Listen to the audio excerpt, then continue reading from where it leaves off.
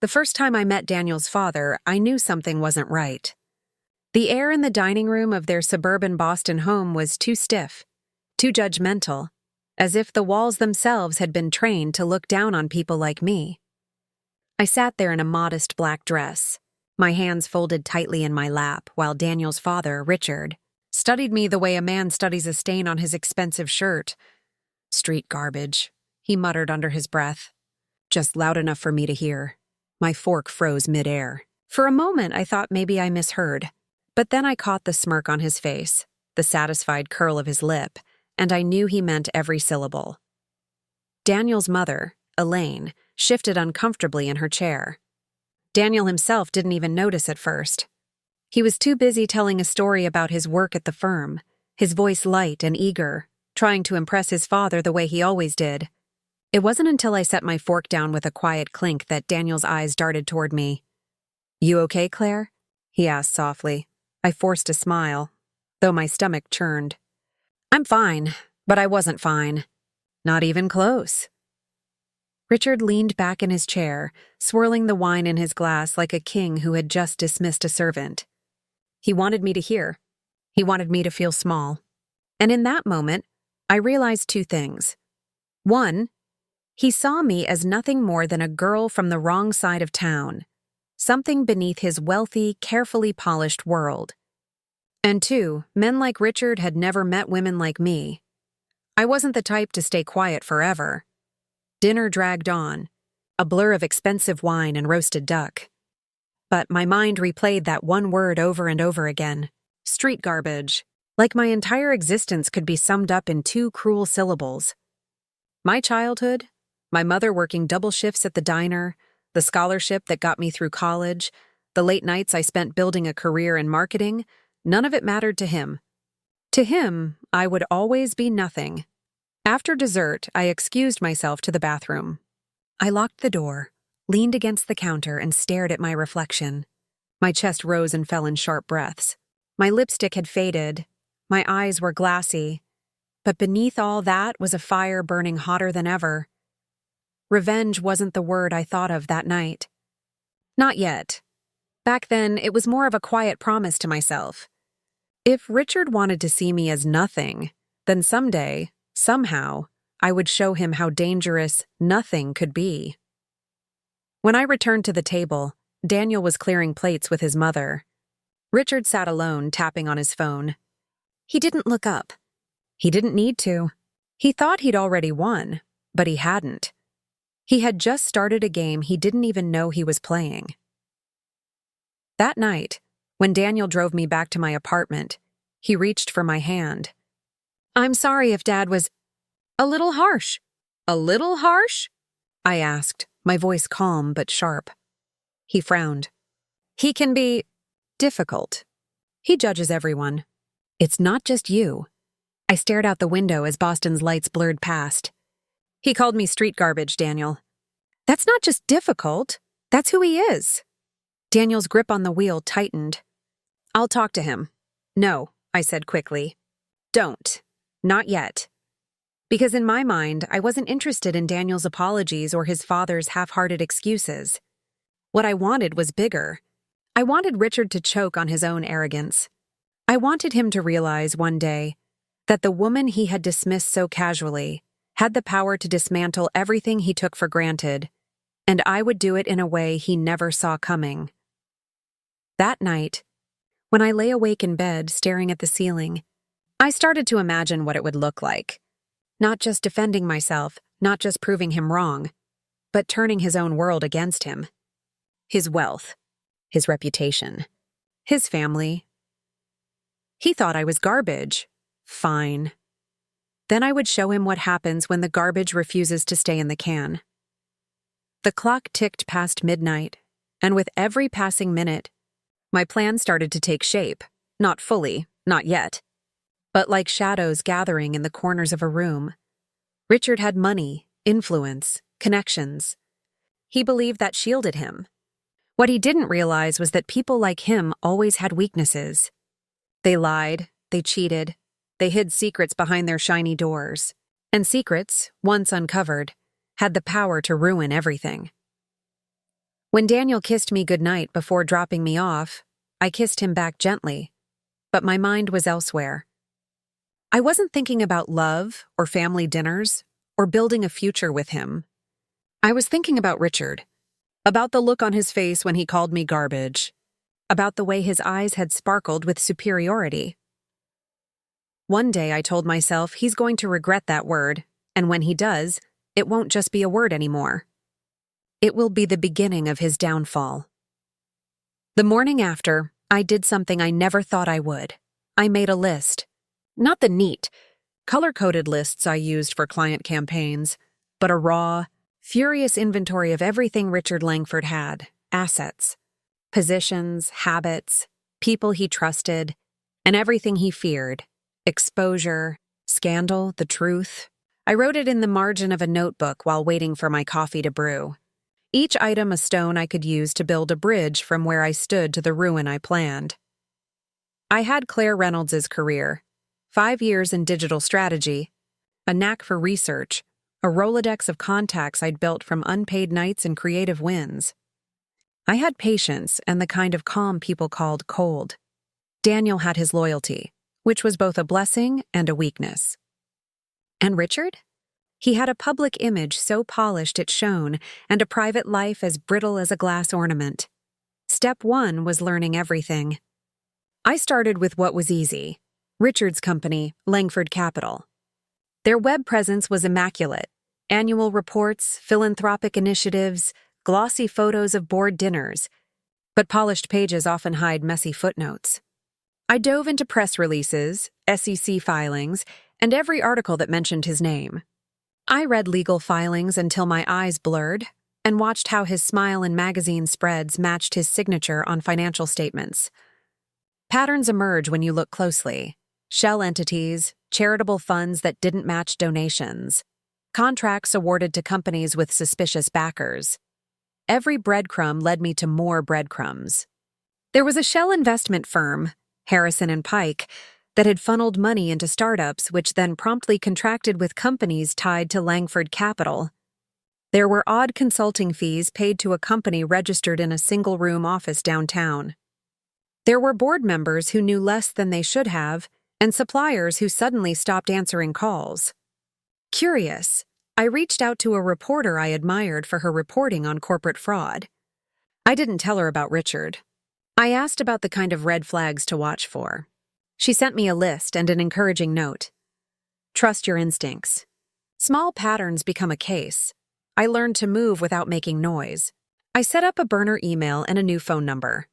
I opened public records using my laptop and the anonymity of coffee shop Wi-Fi. I sat in traffic outside Langford Capital's headquarters more than once, watching suits come and go, noticing license plates, the timing of deliveries. Boring work, the type no one writes Mother of the Year essays about, but the backbone of every good plan. While I collected facts, I kept my life with Daniel intact.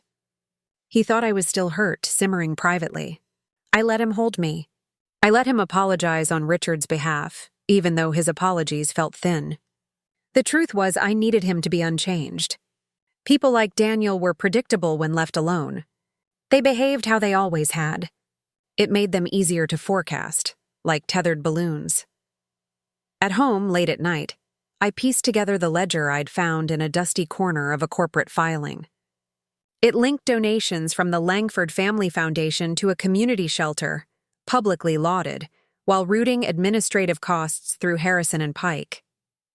The shelter's director was a man named Mark Ellis, who'd given speeches about compassion and equity, but Mark's payroll told another story. He subcontracted developers from a company registered to Richard's nephew. The shelter looked pure in photographs, kids laughing, volunteers baking cookies. But the money trail whispered a different story. A facility that existed mostly on paper, used as a tax write-off while real services got pennies. If this was true, then Richard wasn't just arrogant. He was a man who used suffering for profit and applause. I started to test the edges. I visited the shelter under the pretense of making a donation. The building was a converted office, far smaller than advertised. The director was polite, practiced in that way some people become after years of photo ops.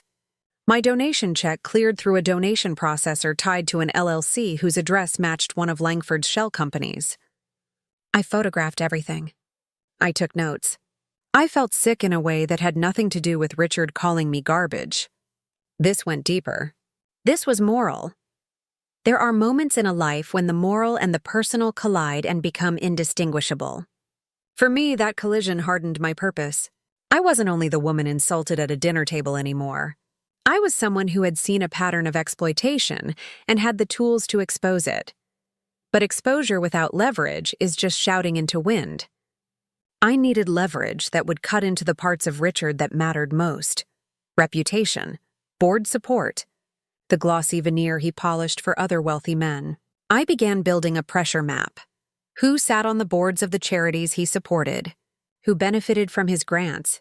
Which local politicians accepted his donations? And which journalists covered his events favorably? I made a list of dinner guests whose careers hinged on Langford's approval. I noted travel schedules that would make timing an attack simple. The next move was more delicate. I couldn't just send everything to a reporter and watch it fizzle.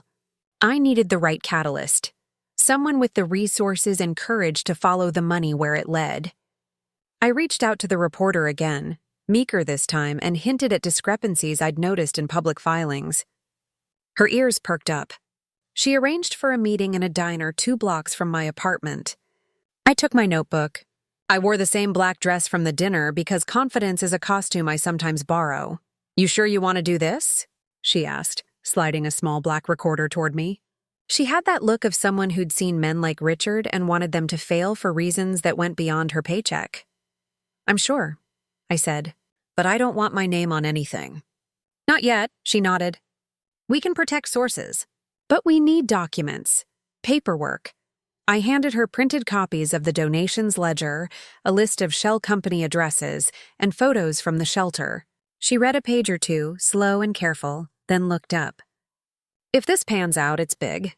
But big stories need corroboration. We'll need financial records from the firms that received Langford money. We'll need someone on the inside." Finding an insider was harder than I thought. People who take part in fraud either keep their mouths shut or they don't know that what they're doing is wrong. I tried to recruit by appealing to conscience, by appealing to self-interest. You could blow the whistle and get protection. By appealing to curiosity. Nothing. Then, through a LinkedIn thread, a mid-level accountant at one of the consulting firms reached out. She called herself Zoe. Her messages were cautious at first, encrypted, small talk. Then she slipped a line that made my heart race. "There are invoices I can't explain." "I'm scared." Zoe agreed to meet in a public place, hands shaking as she slid a manila envelope across the table. Inside were scanned invoices showing payments labeled as consulting fees to companies that, on investigation, had no staff, no website, no real operations. The money moved in loops: donations to the foundation, grants to projects, fees back to companies with Langford ties. It had the shape of laundering reputational goodwill into cash. As Zoe spoke, fear and anger ran through her in equal measures. She told me how she'd found discrepancies in her firm's ledgers and had been told to ignore them. She had been promoted after complying. "I can't be the one to say anything," she said. "They'll find a way to make it look like I stole." "I won't let them put that on you," I said. "I meant it. We'll make sure the paper trail is clear, that you're protected." I sketched out contingency plans with Zoe, encrypted drives, redundant backups, a sealed envelope with copies sent to a lawyer friend, and the reporter ready to run if the documents checked out. We were not amateurs. We were careful, surgical. At night, Daniel would call and ask me if I was all right. I said I was. He wanted a future that included me, and I wanted a future that included him, but not at the cost of my integrity. The irony was delicious. Richard's contempt had set all this in motion. His dismissal of my worth spurred me into action. I could have walked away, swallowed the insult and the limp apologies, but the world was full of doors people didn't bother to open. I liked opening them. Weeks passed. Zoe delivered more invoices. The reporter dug into corporate filings and corroborated shell addresses. We fed the journalist tiny pieces of the puzzle in a way that would compel him to dig deeper without revealing how much we knew. The pressure mounted in the background, like a storm approaching the shore. I could have exposed Richard publicly in a day with what I had. But storms have an order. You want the wind to hit the house after the foundation's been undermined, not before. I wanted his friends to see that their gold statue had a hollow center. I wanted board members to feel that familiar chill when someone whispers the word liability. I wanted Richard to have time to show his hand and fail at covering it. And so I waited, setting traps of information and watching them spring in the right sequence. Each small revelation was a controlled burn, enough to alarm but not enough to extinguish the trail that led to the core. As the net closed, I found that the satisfaction wasn't in revenge itself, but in watching a system unclench the way a clenched fist opens when you remove its reason to hold tight. On a crisp autumn evening, with the city lights beginning to wink on and a threatening silence settling in my bones, the reporter sent a single line. "We're ready. Tomorrow morning." I folded my hands over the list I'd started with and smoothed the paper as if calming a wound. I thought of Richard dining that night, of the smugness he carried like a lapel pin. The next day, the world that had once insulated him would crack. The only question left was how quickly he'd blame others and how quietly his good name would fall. I slept like someone who had finished an equation. Not because I was sure I would win, but because I had done the work to make it possible. The rest, exposure, fallout, and whatever came next, depended on the truth, and on a small team of people who were finally ready to tell it. The headline hit the morning news like a bomb. Langford Capital under federal investigation for fraud and misuse of charitable funds. I woke up to my phone buzzing nonstop. Messages from coworkers, old friends, even distant relatives. Everyone wanted to know if I'd seen it. The article ran on the front page of the Boston Globe, authored by the reporter I'd worked with. It laid everything out in painstaking detail: the shell companies, the fake donations, the fraudulent consulting fees. There were quotes from whistleblowers, financial experts, even a leaked statement from the Attorney General's office confirming subpoenas had been issued. But the part that made me sit back in bed, coffee forgotten on the nightstand, was the photo. A glossy image of Richard Langford, shaking hands at a charity gala, plastered right beneath the bold, damning headline. His smile, once a symbol of power, now looked grotesque, like a mask melting under too much light. Daniel called me before I could even finish the article. His voice was frantic, his words tumbling out. "Claire, did you see this?" My dad, God, they're saying the foundation, he swore it was legit. I don't understand. None of us knew. I listened in silence, letting him spill his panic. My heart ached for him. But I also knew this was the moment I'd been waiting for. "Daniel," I said finally, calm and steady, "your father's been lying for a long time. This isn't new. It's just finally visible." He went quiet. For once, there were no excuses, no defenses. Just silence on the other end of the line. By afternoon, news vans lined the street outside Langford's mansion. Neighbors peeked from behind manicured hedges. Board members resigned in waves, each one issuing statements about being misled and deeply troubled. Stock in Langford Capital plummeted. Politicians scrambled to return his donations. The empire Richard had built brick by brick was unraveling in front of the entire city. And yet, despite the chaos, I wasn't satisfied. Not yet, because Richard still hadn't looked me in the eye and understood that the street garbage he dismissed was the one who lit the match. 2 days later, Daniel invited me over. The Langford house was no longer the pristine fortress it once was. Reporters camped outside the gates. Windows stayed shut, curtains drawn. When I stepped inside, I was struck by how quickly wealth could curdle into decay. The air smelled faintly of scotch and stale smoke. Papers littered the polished dining table. Richard sat at the head, hunched, his once commanding posture deflated. His hair was disheveled, his eyes bloodshot. He looked up at me with a mix of suspicion and something else. Fear. "You," he said, his voice low and rough. You had something to do with this. I didn't deny it. I simply walked closer, heels clicking against the hardwood floor, and met his gaze. Maybe I did. Or maybe the truth was always going to come out. Either way, Richard. This is what happens when you build a castle out of lies. His jaw tightened. He wanted to shout, to threaten me, but he couldn't, not now. Not with the walls closing in. You think this makes you better than me? He spat finally. You think destroying me proves something? I leaned down, close enough that he could see the fire in my eyes. No, destroying you doesn't prove anything.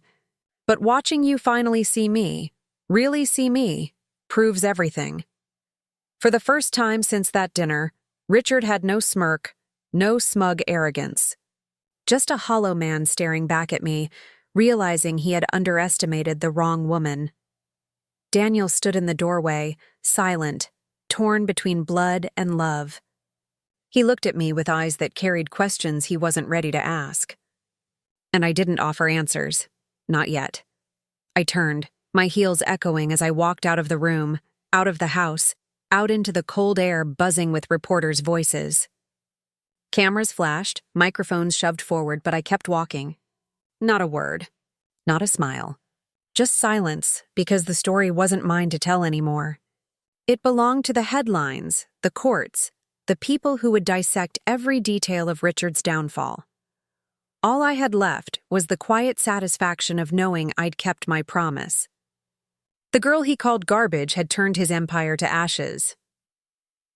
Weeks later, when the indictments came, Richard's name was everywhere again, but this time with words like fraud, embezzlement, tax evasion. His assets were frozen. His so-called friends vanished. The mansion went up for sale. And me? I didn't celebrate with champagne. I didn't gloat. Revenge, I realized, wasn't about the victory lap. It was about the silence that followed, the moment when the world shifted and the man who once held power was left powerless. I moved forward. I built my career higher. I loved harder. I lived without apology. Because in the end, Richard was wrong about me. I wasn't garbage. I was fire, and fire doesn't ask permission to burn.